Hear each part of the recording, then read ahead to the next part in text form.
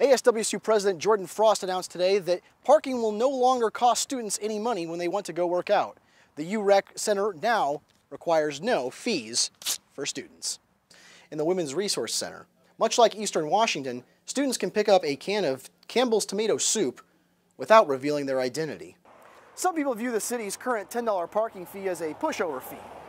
But when more people start to see more money coming out of their windshield and out of their wallets, compliance may change. We saw rain, and unfortunately, guys, we're going to see rain tomorrow as well. Rain is about a 70% chance we're going to see rain anyway. So there is a chance that we might miss out on it, but unlikely. Donors could donate up to 2 times per week, which adds up to about $260 each month. That's the equivalent of 6.5 tanks of gas, 2 textbooks, or 52 cups of coffee. At a time when half of workers in Pullman qualify for subsidized housing, raising the price on something as common as soda could make for a tough sell. Added excitement over the weekend. Dax? With more people coming to Pullman for College Game Day's first appearance this Saturday, authorities encourage residents to take extra care of their belongings, but more importantly, to stay safe from overindulging in celebration. Welcome to Studio B. I'm Matt King. And I'm Dax McCoy. Welcome to Murrow News 8. This time of year brings attention to those who don't have a guaranteed meal each night. I traveled to Moscow to learn what Food Not Bombs does to serve the community and to tell the story of a struggling family. Meet Michelle, a disabled mother of 2 who works as much as she can to provide for her family, but she often doesn't make enough to put food on her table. It's exhausting mentally to worry about food and what we're going to have for dinner tomorrow. Are we going to have dinner tomorrow, or are we having cereal? While many organizations exist to help those who struggle with food insecurity, Food Not Bombs of the Palouse goes an extra step by preparing community meals with recovered food.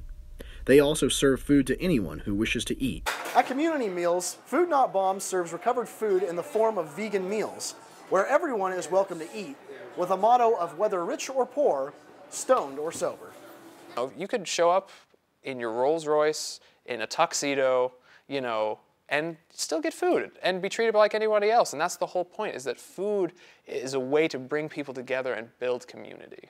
With over a metric ton of food recovered in just half a year's time of existing, F&B volunteers believe their impact on the community holds weight. All that food would have gone into garbage cans, into dumpsters, into landfills, and instead we're feeding people in need. People in need, just like Michelle and her family. To help people like her, F&B always seeks more volunteers. If you'd like to help, visit their Facebook page to get involved. Reporting in Moscow, I'm Dax McCoy, Murrow News 8.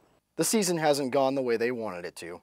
After 4 straight losses coming into their Week 5 matchup, the Moscow Bears found themselves a long way from home, looking for that elusive first victory.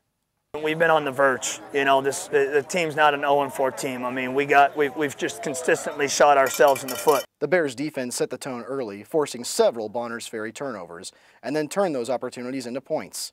Sophomore quarterback Chad Redinger broke the game open, hitting Brecken Maurer for a deep first-half touchdown. A strong run game combined with big pass plays allowed Moscow to take a 42-0 halftime lead over Bonners Ferry.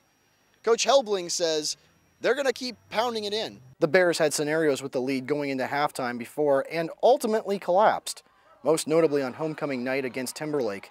Coach Helbling made sure that didn't happen again. We're not going to even let them have a sniff of time, to sit there and talk about how much they're up or talk about letting off the gas pedal. It was, hey, we're getting back to it. Bonners Ferry quarterback Aaron Scott struggled to move the ball against Moscow until late in the second half, when he rushed for a 26-yard touchdown. But with limited time and a daunting deficit, Moscow's lead remained safe. Moscow gets their first win, 49-12, and celebration ensued. The whole team is just ecstatic. We're really pumped. We can't wait to go into Lewiston next week, hopefully bring this momentum and play them as hard as we played tonight. The Bears' attitude and performance summed up in one sentence: we're tired of losing. Moscow will host Lewiston High School this Friday night in Moscow. In Bonners Ferry, I'm Dax McCoy, Murrow News 8.